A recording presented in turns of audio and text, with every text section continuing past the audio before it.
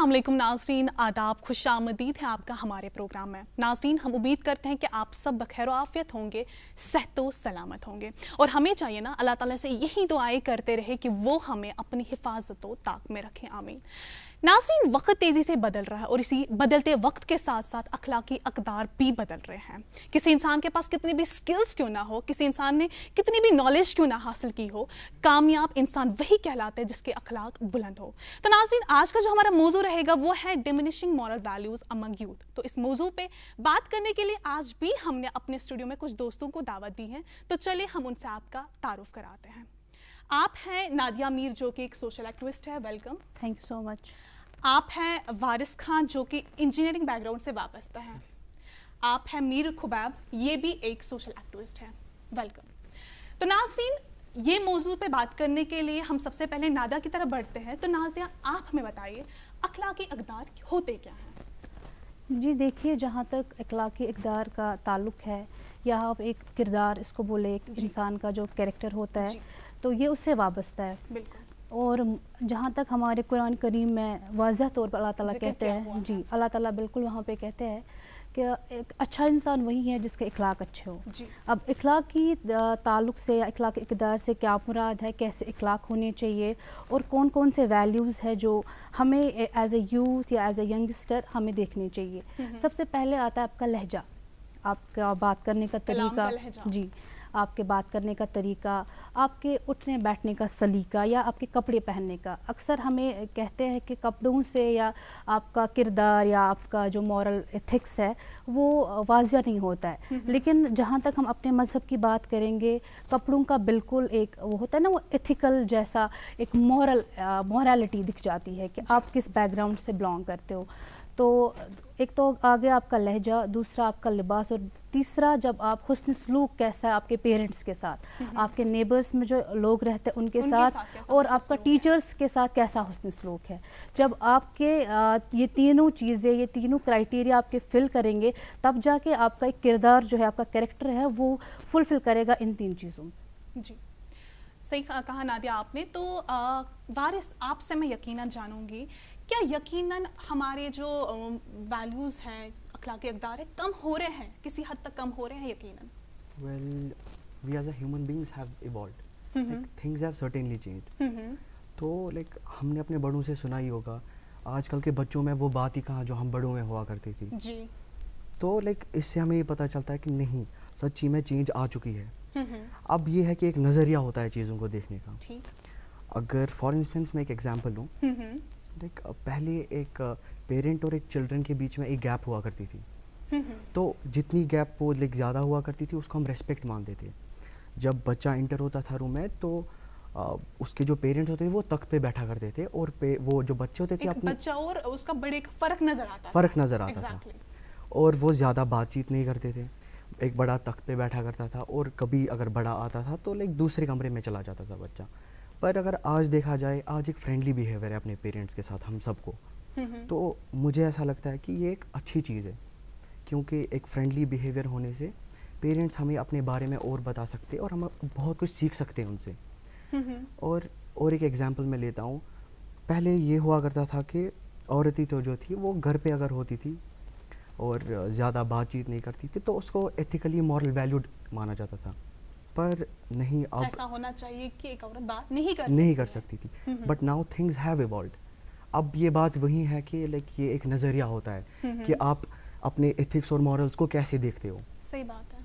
तो और कुछ फैक्टर्स हैं मॉडर्न, लाइक जो मॉडर्नाइजेशन हो रही है, रैपिड मॉडर्नाइजेशन हो रही है, इसकी वजह से कुछ फैक्टर्स ज़रूर ऐसे हैं जिसकी वजह से डिमोलिश हो रहे हैं। मीर खुबैब, आपसे मैं पूछना चाहूँगी, यहाँ पे इनने बात की एक पेरेंट्स के गैप की या एक विमेन का रोल आ गया यहाँ पे, तो आपको लगता है उसको लेकर कहीं ना कहीं लैग यकीनन कर रहे हैं? मैं बोलूँगा कि पहले अगर देखते थे, ये जो मॉरल एथिक्स है ये एक बच्चे में आती है उसके एडोलसेंस एज से, जो इसको तब जहन में रहता है वही चीज़ को आगे पूरी अपनी ज़िंदगी इख्तियार करता है।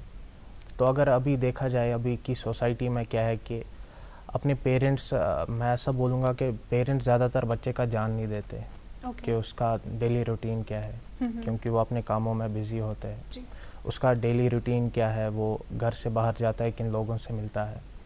अगर इन सब चीज़ों की ओर नज़र रखे जाए तो एक बच्चे को उसकी एडोलसेंस एज में अगर कंट्रोल रखा जाएगा कि उसकी आगे की ज़िंदगी है जो वो बेटर जाएगी। ये एक चीज़ है जो लैक कर रही है अभी हमारी सोसाइटी।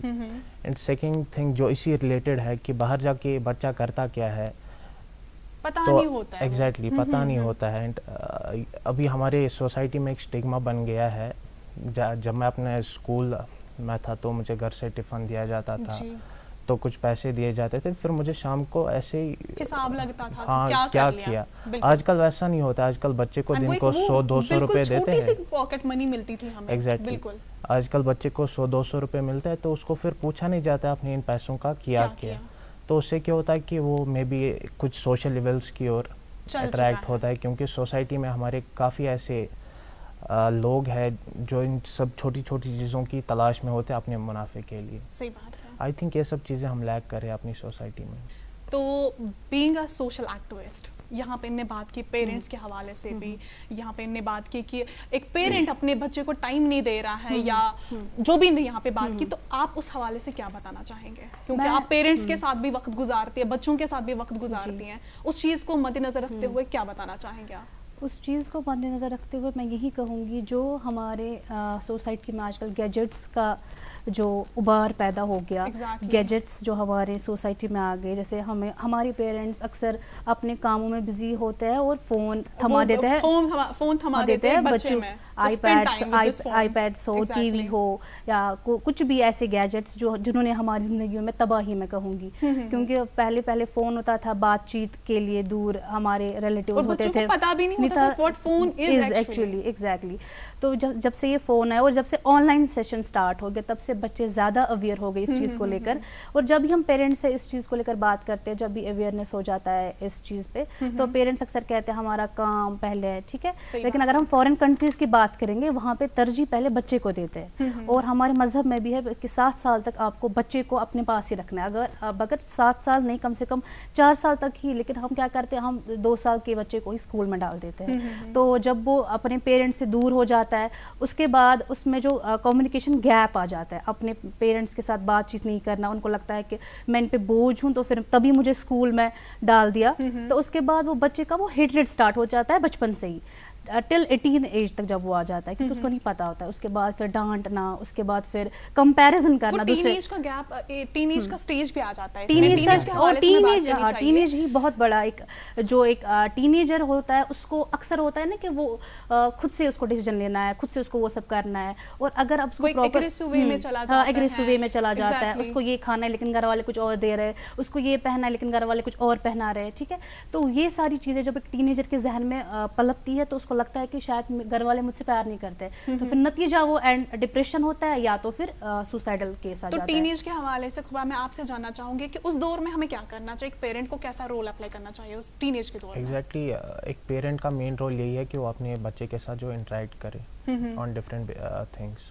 जैसे मैंने बोला कि पॉकेट मनी, छोटी सी एग्जांपल दी, इसी के हवाले उसको अपने बच्चे के साथ एजुकेशन उसकी जो चल रही है उस पे भी इंटरेक्ट करना चाहिए, उसकी जो सोशल लाइफ है उस पर भी इंटरेक्ट करना चाहिए, उसके जो फ्रेंड सर्कल है उस पर भी इंटरेक्ट करना चाहिए, उसका खाना पीना, उसका लाइफस्टाइल उस पर भी इंटरेक्ट करना चाहिए। मेन चीज़ है, जब तक पेरेंट इंटरेक्ट नहीं करेगा तब तक वो बच्चा सीखेगा नहीं। अब फिर ऐसा होता है कि बाहर का कोई उसको सिखाने चलेगा तो मे बी वो कुछ गलत रास्तों पर फिर चले, और ऑब्वियसली वो जो जिसको वो कंपनी ले लेता है ना, बस वो उसी की तरफ जाता है। इसीलिए तो एडोलसेंस में इंसान जितना सीख पाता है, जो चीज़ें सीख पाता है, उसी को वो अपनी लाइफ में फिर आगे बढ़ाता है, चाहे वो टीनेजर हो, उसका अडल्टहुड हो।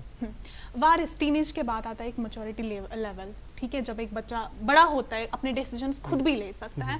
बट कहीं ना कहीं कुछ पेरेंट्स मतलब होते हैं कि वो चाहते हैं कि अभी भी ये अपने डिसीजंस ना ले, अभी भी हम ही इनको डिसीजंस में मतलब फॉलो अप करें, ठीक है। लेकिन किस हद तक क्या हमें पेरेंट को ये बताना चाहिए कि उनको किस हद तक हमें उनको अपने डिसीजंस थोप देना चाहिए, दे देना चाहिए? क्या वो उसमें ठीक रह सकते हैं? क्या वो उसमें अपने मॉरल वैल्यूज ढूंढ सकते हैं? क्या इसकी कितनी पॉसिबिलिटीज हैं? मैं ये कहना चाहूँगा, जो एक बच्चा होता है वो एक स्पॉन्ज की तरह होता है। Exactly. जो भी वो अपने एनवायरनमेंट में देखता है वो एब्जॉर्ब कर लेता है उसको, जो भी अपने पेरेंट और बाकी सोसाइटी से सीखता है वो उसको एब्जॉर्ब कर लेता है।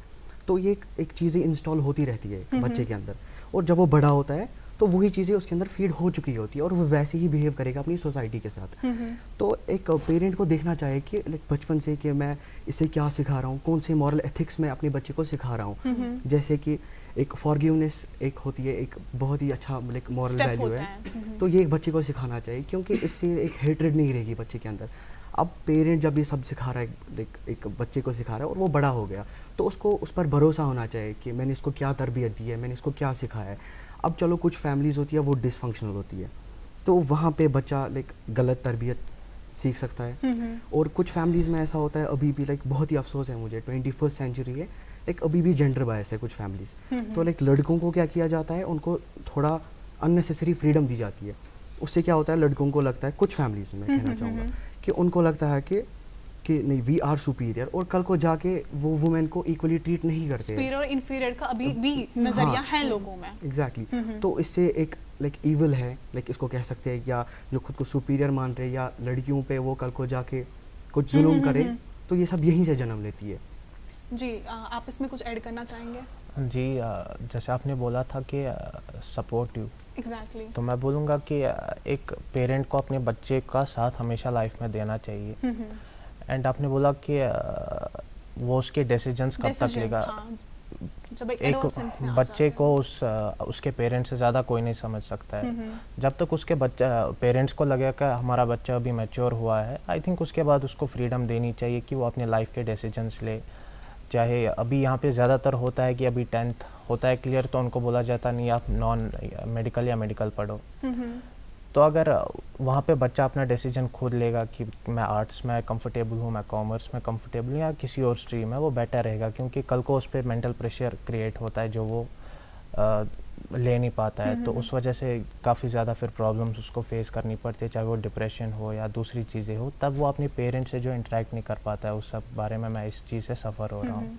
तो आई थिंक पेरेंट को जब लगेगा कि हमारा बच्चा मैच्योर हो गया एंड इसको अभी अपने डिसीजन लेने चाहिए खुद, तो उसको तब मौका देना चाहिए। यहाँ पे मुझे एक चीज़ क्लिक कर रही है, वो है जब बच्चा 10th या 12th की हम बात करेंगे, तो उसके बाद हम बच्चे को कुछ बच्चों को बाहर भेजते हैं स्टडीज़ के लिए, जहाँ पे उसका जो पेरेंटल सपोर्ट होता है वो ख़त्म हो जाता है। हाँ, हालांकि फ़ोन पे तो बात होती है, बट एक वो ख़त्म हो जाता है, वो पेरेंटिंग का ट्रीट वगैरह ख़त्म हो जाता है। उस स्टेज पे क्या करें, कैसे उस स्टेज पे मॉरल वैल्यूज़ को बरकरार रखें, आप बताइए। तो जब भी एक बात आती है बच्चों को बाहर भेजने की, सबसे पहले हम देखते हैं कि कश्मीर के हालात और कश्मीर के कॉलेज वो बहुत कम है, तो उस वजह से हम प्रेफर करते हैं एक बच्चे को बाहर स्टडी करना, चाहे वो इंजीनियरिंग में जाए या डॉक्टर कॉलेज वहाँ पे ज़्यादा है, कॉलेज ज़्यादा है, कॉलेज ज़्यादा है, और भी रीजंस हो सकते हैं। बिल्कुल। तो या बैड कंपनी से कभी कभी दूर रखने के लिए हम भेज देते हैं, कभी ऐसा भी होता है। ट्रेंड भी बन चुका है, ट्रेंड भी कश्मीर में ट्रेंड ही है, उसका बच्चा बाहर गया तो मेरा भी, चाहे उसके पास पैसे हो या ना हो, लेकिन एक वो कंपटीशन का दौर है अभी, 12th के बाद तो भेजते ही भेजते हैं। अब उसको बरकरार कैसे रखें? अगर 12th तक आपका बच्चा आपके कंट्रोल में होगा तो आगे भी वो बरकरार रहेगा। अगर 12th तक आपका बच्चा अभी 10th में है, 11th में, 12th है, वो लेट आता है, आपने कभी अपने बच्चों के बैग चेक नहीं किए होंगे, क्योंकि वो कमरे में आने नहीं देगा। आजकल वैसा ही है कि माँ बाप अपने बच्चों के कमरे में नहीं जाते हैं, ना ही उसका वार्डरोब खोलते, ना ही उसका बैग खोलते हैं, ठीक है। तो वहीं से पता चलता है कि ये ड्रग्स में इन्वॉल्व है, क्योंकि कुछ ना कुछ मिल जाता है बैग में। जब मैं स्कूलिंग में थी, अभी भी मैं हूँ, मेरी मामा आज भी मेरा फ़ोन, एक्सपीरियंस हो भी सकता है, मेरी मामा आज भी मेरा फ़ोन चेक करती है, मेरा बैग चेक करती है, या मैं जब भी अवेयरनेस करती हूँ तो मैं उन पेरेंट्स को भी यही बोलती हूँ, चाहे वो लड़की है चाहे वो लड़का है, उनके फ़ोन। लेकिन आजकल ऐसा है कि ऐसा कहीं नहीं होता है, बिकॉज आपके जो बच्चे हैं या जो जितने भी सारे बच्चे हैं, उनको प्राइवेसी चाहिए, दे नीड प्राइवेसी। उनको कमरे में किसी को आने नहीं देना है, उनको किसी को अपना फ़ोन नहीं दिखाना है। तो वो सारी चीज़ें हम लैक करें, क्यों? क्योंकि हमारा कन्वर्सेशन उनके साथ सही नहीं रहा है, हमारा जो तालमेल बातचीत का वो सही नहीं रहा है बचपन से ही। तो जब ये घर से ही स्टार्ट होता है, जब आप बच्चे के सामने ऐसी बातें करेंगे, जब आप बच्चे के सामने वैसा वो मंजर क्रिएट करेंगे, तो बच्चे के जहन में भी वही हो जाता है ना, मतलब वो अब मेरे माँ बाप ऐसे, जब इनको किसी ने कुछ नहीं किया तो मुझे कौन करेगा। यहाँ पे मैं ये बात क्लियर करना चाहूँगी आपसे ही कि जो मैंने आपको बता दिया कि ट्रेंड जो चल रहा है बाहर स्टडीज का, तो उस चीज से हम कैसे मॉरल वैल्यूज को भी साथ कैसे रखें? अगर बच्चा बाहर पढ़ रहा है लेकिन उसको अपने इथिक्स भी समझ आने चाहिए कि है क्या, वो चीज मैं यहाँ पे आपसे जानना चाहूंगी, आप मुझे बताएं। तो होता क्या है, जो बच्चा जो भी सीखता है वो बचपन में ही सीखता है। तो जब एक लाइक एक human, when a human is born, तो वो लाइक उसको कुछ भी नहीं पता होती है, ही इज़ न्यूट्रल। तो वो जो सीखता है अपने बचपन में सीखता है, जैसे मैंने पहले बताया ये सब होता है और इंस्टॉल होती रहती है चीज़ें। अब लाइक पेरेंट ने उसको लाइक बड़ा किया, अच्छी तरबियत दी, उसको अपने मॉरल सिखाए, कल्चरल मॉरल सिखाए, एथिक्स जो अपने हैं लाइक जो रीजन के है लाइक एथिक्स है वो सिखाए, तो उसको एक भरोसा होगा, उसको पता है वो कल को जाके बिगड़ेगा नहीं। जो भी होगा, जो उसने सीखा होगा वो उसी को कैरी ऑन करेगा। और लाइक बाहर जाने का मेन रीज़न तो यही रहता है उनका कि ये लाइक हायर स्टडीज़ में जाए और लाइक टेक्नोलॉजी की तरफ जाए, साइंस की तरफ जाए, जो आजकल हो रहा है। मगर कहीं ना कहीं लाइक जो लाइक स्कूल्स का भी एक रोल है इसमें, लाइक वो लैग कर रहे हैं यहाँ पे। लाइक उनका जो सिलेबस है वो ज़्यादा टेक्नोलॉजी और साइंस पे लाइक बेस्ड फोकस्ड है। तो स्कूल्स की जो लाइक सिलेबस है वो बस नाम के लिए, उसमें मॉरल लाइक एजुकेशन एक सब्जेक्ट होता है, लाइक 1 या 2 साल तक होता है, बस नाम के लिए होता है। लाइक रियली इस पर कोई फोकस नहीं किया जाता है। और लाइक स्कूल्स में आप लाइक आमतौर पर देखना जो बड़े बड़े लाइक जिन्होंने नेशन के लिए कुछ किया है, लाइक उनके बर्थडे पे हॉलीडेज होती है। लाइक जबकि हमें तब खुले रखने चाहिए स्कूल्स और उनको बताना चाहिए उनके लाइफ के बारे में, ताकि जो उनके मॉरल्स है वो स्टूडेंट सीखे। और एक बच्चे की तक भी है कि वो अपना टाइम कहाँ पे कैसे यूटिलाइज करे। चाहे हम बच्चे को कितना भी, जैसे इनने बताया कि बैग भी चेक अगर हो भी जाए, उसके बाद वो कहीं अगर उसको ड्रग्स करना है वो तो कहीं से भी कोई भी मौका ला सकता है। तो एक बच्चे के भी अपनी यू नो एक टाइम यूटिलाइजेशन देखना है कि वो कहाँ पे कर रहा है। और दूसरी चीज़ पेरेंटल का भी इसमें बहुत ज़्यादा सपोर्ट होना चाहिए। खुबाब, आपसे मैं जानना चाहूँगी, अब हम ग्राउंड लेवल की बात करते हैं। जब एक बच्चा पैदा होता है, बोलते हैं ना बच्चे की पहली स्कूलिंग एक माँ से ही स्टार्ट होती है, तो ग्राउंड लेवल से हमारे नाज़रीन आपको देख रहे हैं अभी, तो आप उनको बताएं कि ग्राउंड लेवल से कैसे हम एक बच्चे को ना अखलाक अक़दार समझाएं, एक रिलीजन के तरीके में और सोसाइटल तरीके से भी कैसे समझाएं। लोग ये जो ग्राउंड की बात है, हमने इस पे काफ़ी ज़्यादा प्रोग्राम्स किए हैं जिसमें हमने इंटरेक्ट किए छोटे बच्चों से भी, डिफरेंट एज ग्रुप के बच्चों से भी और पेरेंट्स से भी इंटरेक्ट किया। तो फिर ओवरऑल हमें लास्ट में समझ आया कि यहाँ पे जो है अवेयरनेस की काफ़ी ज़्यादा कमी है, क्योंकि एक पेरेंट को यही पता है हमारा बच्चा पैदा हो गया, 2-3 साल के बाद इसको स्कूल जाना है, उसके बाद वहीं तो पढ़ेगा, फिर वो ज़्यादा ध्यान नहीं देते हैं उसके डिफरेंट चीज़ों पे। ऐसा देखना चाहिए कि मेन चीज़ जो है वो प्ले करती है हमारा रिलीजन, उसको प्रॉपरली एक रिलीजन की टीचिंग अगर दी जाएगी तो काफ़ी ज़्यादा उसमें लाइफ में जो है उस बच्चे की काफ़ी अंडरस्टैंडिंग होगी, काफ़ी चीज़ें वो सीख जाएगा उस तरीके से। एंड साथ साथ उसको जो है बाकी दुनियादारी की चीज़ें भी सिखानी है, ये एक पेरेंट ही सिखाएगा दुनियादारी की चीज़ें। सो मेनी बच्चे किड्स नमाज अगर पेरेंट बाप पढ़ रहा होता है, माँ पढ़ रही, वो बच्चा भी पढ़ रहा होता है। एग्जैक्टली वहीं से वो सब कैप्चर होता है, कैप्चर होते हैं बिल्कुल। एंड अगर आपके यू नो उसके मदर या उसके फादर गाना गा रहे होते हैं, वो भी साथ में गाना गा रहे होते हैं। दिस इज द थिंग जो रिफ्लेक्ट करती है, वही उसके जो सराउंडिंग्स में चलता रहेगा, वो उन्हीं चीज़ों को कैप्चर करके अपनी जो लाइफस्टाइल है उसी तरीके से आगे चलाएगा। इसीलिए अगर उसको रिलीजन टीचिंग दी जाएगी, यहाँ से उसकी स्कूलिंग भी बेटर होती है, तो उसको आई थिंक उसके बाद जो मेन रोल होता है इंटरेक्शन, जो मैंने पहले भी बोला, अगर उसके बाद पेरेंट्स अपने बच्चे से ही चाइल्डहुड से ही उसके साथ इंटरेक्ट करेंगे इन अ बेटर वे, तो आगे जाके जो है उसकी लाइफ जो है काफ़ी अच्छी साधारण तरीके से जाएगी और बेटर वे में जाएगी, जो हमारी सोसाइटी के लिए भी फ्रूटफुल रहेगी। सही बात है। नादिया, आप वक्त गुजारती हैं पेरेंट्स के साथ, बच्चों के साथ, तो ब्रोकन फैमिलीज़ के हम बात करेंगे, क्योंकि हम देखते हैं अभी भी अनफॉर्चुनेटली ब्रोकन फैमिलीज़ होती हैं, तो उस पर कितना इम्पैक्ट करता है ये, कितना ब्रोकन फैमिली का कितना इम्पैक्ट होता है? मैं सबसे पहले मैं ये बताऊँगी, हमारे कश्मीर में ऐसे कई सारे गाँव हैं जहाँ मैं क्या बताऊँ, अभी नेटवर्क भी नहीं है वहाँ पे पूरा, ठीक है। तो स्कूलिंग अगर है लेकिन वो प्रॉपर चलते नहीं है, मैं फॉर वगैरह की बात कर रही हूँ, ठीक है। तो वहाँ के जो पेरेंट्स होते हैं वो ज़्यादा अवेयर नहीं होते, उनको ये नहीं पता होता है कि हमें बच्चों को क्या सिखाना है। अब आप बात कर रही थी अभी, एक माँ ही एक बच्चे का पहला स्कूल होती है, लेकिन जब माँ को ही पता नहीं होगा मुझे अपने बच्चे को क्या सिखाना है, मुझे उसको क्या मॉरल वैल्यूज़ देने, क्योंकि गाँव में ऐसा होता है ना कि मतलब वो अवेयर नहीं होता है मॉरल वैल्यूज़ को लेकर, एथिक्स को लेकर, फिर वो स्कूल में डाल दिया, पढ़ा तो पढ़ा, नहीं तो ठीक है, तो फिर वो बच्चा भी क्या सीखेगा। अब अगर हम बात करेंगे अवेयरनेस, उन्होंने भी अभी कहा खुबैब ने कि अवेयरनेस की बहुत ज़्यादा ज़रूरत है। हाँ जी, बिल्कुल है, क्योंकि हमारे जो स्कूल में सिलेबस है वो आपको सबको पता होगा, वही कुछ 4-5 किताबें हैं। गवर्नमेंट स्कूल की हम बात करेंगे, क्योंकि हर कोई प्रेफर नहीं करता है प्राइवेट स्कूल, लेकिन अगर प्राइवेट स्कूल्स की भी बात करेंगे तो वहाँ पर 1-2 साल पढ़ाया जाता है, इस्लामिक एजुकेशन होती है या कोई मॉरल साइंस बुक हो गई, तो वो 2-3 साल पढ़ाएंगे, उसके बाद वो भी नहीं पढ़ाया जाता है, ठीक है। तो स्कूल्स में भी ये लैक कर, क्योंकि स्कूल्स में भी ऐसा सिलेबस होना चाहिए जहाँ पे बच्चों को सिखाया जाए। और दूसरा जो हम सोशल एक्टिविस्ट है, जो हम जाते हैं अवेयरनेस करते हैं, गाँव में करे, शहर में करे, उसका भी एक अलग इम्पैक्ट पड़ता है। और जो माएँ होती है वो फिर बोलती है कि हमें ये सारी चीज़ें पता नहीं थी। जब माँ को ही नहीं पता है गुड टच बैड टच क्या है, तो बच्ची को क्या सिखाएगी, ठीक है। तो ये मैंने केसेस ऐसे भी देखे हैं जहाँ पे माँ बोलती है मुझे नहीं पता है कि गुड टच बैड टच होता क्या है। अवेयरनेस की कहीं ना कहीं पे बहुत ज़्यादा ज़रूरत है। हम देख रहे हैं ना आजकल के ज़माने में बहुत से छोटे छोटे यंगस्टर जो बिल्कुल छोटे होते हैं, अराउंड 15-14, सुसाइड करने लगते हैं। बिल्कुल। मॉरल एथिक्स और सुसाइड का कितना ताल्लुक है? वारिस, आप बताइए, आपको क्या लगता है कितना ताल्लुक हो सकता है? क्योंकि हम देख रहे हैं आए हुए कुछ महीनों में कितने ज़्यादा सुसाइड केसेस आ गए हमारे सामने। बिल्कुल। अगर देखा जाए लाइक मॉरल्स, लाइक एक सेंस है इंसान का कि लाइक सही क्या है और गलत क्या है। अगर बच्चे को पहले से ही पता होगी सही क्या है और गलत क्या है, और आजकल की लाइफ में अगर हम देखेंगे जो लाइक आजकल के यूथ है ये पूरी वर्ल्ड के साथ कनेक्टेड है। पहले क्या हुआ करता था, कुछ ही लोगों के साथ वो कनेक्टेड रहता था, तो वो जो लाइक सही सीखते गलत सीखते बहुत ही कम उसकी प्रोबेबिलिटी थी। तो आजकल एक ये बहुत ही रेंज बढ़ गई है इस चीज़ की, तो सही और गलत सीखना लाइक ये बहुत ही ज़्यादा बढ़ गया है। जितना ज़्यादा लाइक सही सीखना बढ़ गया उतना गलत भी बढ़ गया है। अब अगर इंसान को पता होगी, एक यूथ को पता होगी, बच्चे को पता होगी उसके पेरेंट के थ्रू कि सही क्या है और गलत क्या है, तो वो सही चीज़ें ही सीखेगा। उसको पता होगी कि ये चीज़ें गलत है, वो इस तरफ नहीं जाएगा।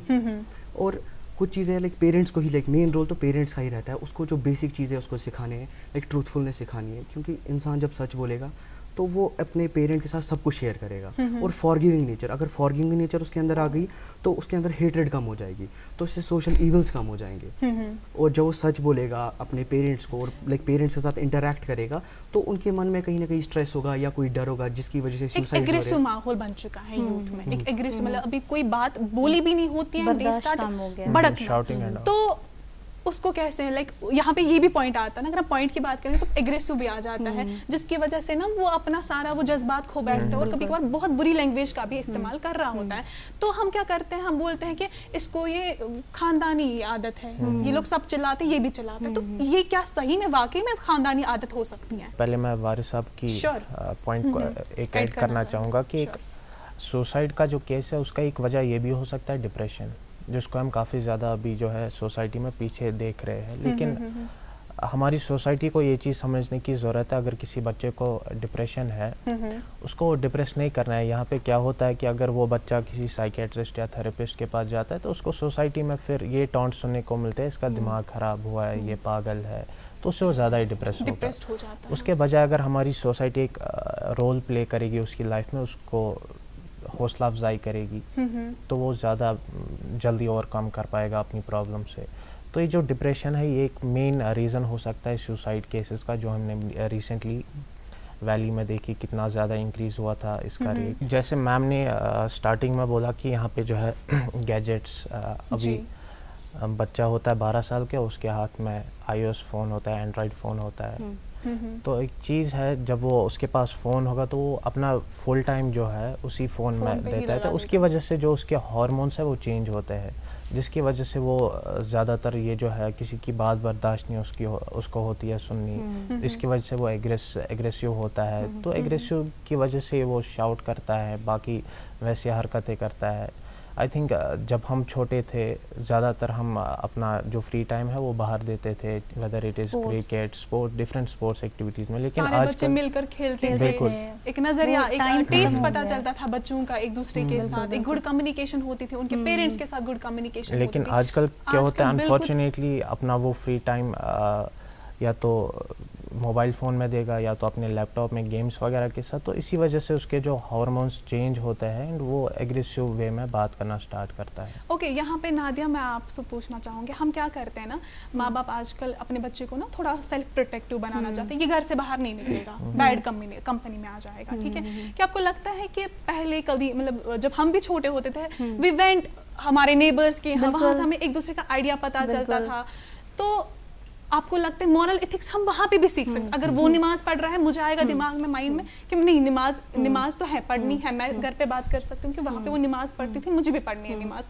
तो ये चीज़ कितना रिलेट करती है? क्योंकि आजकल क्या है, पेरेंट्स नहीं छोड़ते बच्चे को बाहर, नहीं इसको सेल्फ प्रोटेक्शन हमें करना है। मैं इस चीज़ से बिल्कुल भी रिलेट नहीं करती, क्योंकि जो भी आजकल ज़्यादा मैं बताऊँ आपको, चाइल्ड पे ही अगर हम बात करेंगे तो वो जो केसेस होते हैं वो घरों में ही होते हैं। तो अगर आप बच्चे को बाहर भेज रहे हो, मुझे लगता है मेरे हिसाब से बच्चा बाहर सेफ रहता है, क्योंकि बाहर कोई आपको टच नहीं करेगा, बाहर इंसान डर जाता है। लेकिन जहाँ पे अगर हम घरों की बात करेंगे तो ये अब्यूज़, हरासमेंट, बच्चे के साथ छेड़छाड़ ये घर में ही स्टार्ट होता है। तो अगर आपको सच में बच्चे का मतलब केयर है, वो प्रोटेक्ट आपको करना है, तो आप घर में देखो आपका बच्चा जब भी कोई ये आता है, कोई नेबरहुड में आए या कोई आपका रिलेटिव आए तो नज़र रखे उस पर। उतना भी ये नहीं कि आप बच्चे को सिर्फ बाहर ही रखना, क्योंकि ऐसे बच्चे जो कहेंगे कल को कि एक मैडम बोल रही थी कि बाहर ही बच्चे को रखना चाहिए, ऐसा भी हो जाता है। ठीक है, तो ऐसा भी हो जाता है। कितना फ्रूटफुल आपको लगता है कि एक बच्चे को ना बाहर का एनवायरनमेंट भी दिखाना चाहिए? कितना फ्रूटफुल आपको लगता है वारिस? हाँ, लेकिन वो चीज़ें भी ज़रूरी है, पर मैं एक चीज़ ऐड करना चाहूँगा। एक बच्चे के लिए उसका पेरेंट एक आइडल होना चाहिए। जैसा अगर उसको लगेगा कि मेरा जो पेरेंट है, मेरी माँ है, मेरे पापा है, वो बहुत सही है, तो उसी के जैसे बनने की कोशिश करेगा, वो कॉपी करेगा उसको। पर आजकल की सोसाइटी में कुछ जगहों पे ऐसे है जो पेरेंट्स है वो जो बड़े पर्दे पे कुछ चीज़ें दिखाई जाती है उसको अपना उसको आइडल मानते हैं। ठीक है, और सोसाइटी में जब ग्राउंड लेवल पे वही चीज़ें करेंगे तो उसको बुरा माना जाता है। अब यहाँ पे दो चीज़ें, या तो उनका नज़रिया गलत है या तो वो दोगले, यही दो चीज़ें। अब पेरेंट्स का एक क्लियर माइंड होना ज़रूरी है यहाँ पे कि वो अपने बच्चे को सिखाना क्या चाहते हैं रियली। तो जैसा वो खुद को बनाएंगे उसका बच्चा भी वैसे ही बनेगा। आप इनके पॉइंट में कुछ ऐड करना जी बिल्कुल।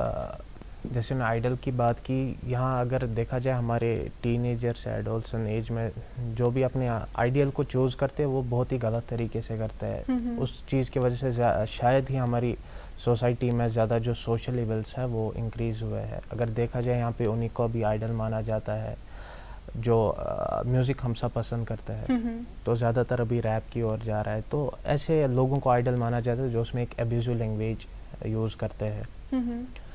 तो ज़्यादातर ऐसे लोगों को अभी आइडल माना जाता है जो उसमें स्मोकिंग एंड ड्रग्स वगैरह का जो आता है, उन सब चीज़ों को लेके। लेकिन हमें अपने बच्चे को या हमें खुद भी ये समझना चाहिए कि हमारे असल में आइडल कौन है। क्या हमारा आइडल वो नहीं है जो IAS टॉप किया है? क्या हमारी आइडल वो नहीं है जो हमारे रिलीजियस हेड है? अभी हमें यही प्रोग्राम यहीं पे ख़त्म करना है, लेकिन आप तीनों से मैं पूछना चाहूँगी, लास्ट में एक मैसेज आना चाहिए पेरेंट्स की ओर। ये है कि अपने बच्चों को नज़र रखे, उन पे ध्यान दे, उनसे बातचीत करने की कोशिश करे, और बच्चों के लिए ये होगा कि माँ बाप की बात सुने। शुक्रिया। एग्जैक्टली। और मैं चाहता हूँ कि पेरेंट्स अपने आप को ऐसा आइडियल बनाए ताकि बच्चे उनको कॉपी करें। और आजकल की सोसाइटी के लिए भी मेरी ये मैसेज है कि आजकल की सोसाइटी ऐसे है नो वन बॉदर्स। अगर कोई गलत कर रहा है दूसरे का बच्चा भी, उसको भी सुधारो। जी मैं ये बोलना चाहूँगा कि हमारे पेरेंट्स को अपने बच्चे से इंटरेक्ट करे और उनकी जो लाइफ में है उसमें देखे कि क्या सही चल रहा है, क्या गलत चल रहा है। अगर कुछ गलत चल रहा है तो उसको सुधारे, ना कि उसको डिप्रेस करे। आप तीनों का शुक्रिया, आपने अपना कीमती वक्त हमारे साथ गुजारा। तो जी हाँ नाज़रीन, हज़रत अली रज़ी अल्लाह तआला अन्हु ने फरमाया है सिर्फ पैसे का होना रिज़्क नहीं है, अच्छे अखलाक भी रिज़्क में ही शामिल होते हैं। तो नाज़रीन, मिलते हैं नए हफ्ते कुछ और नए मेहमानों के साथ, तब तक के लिए अल्लाह हाफ़िज़।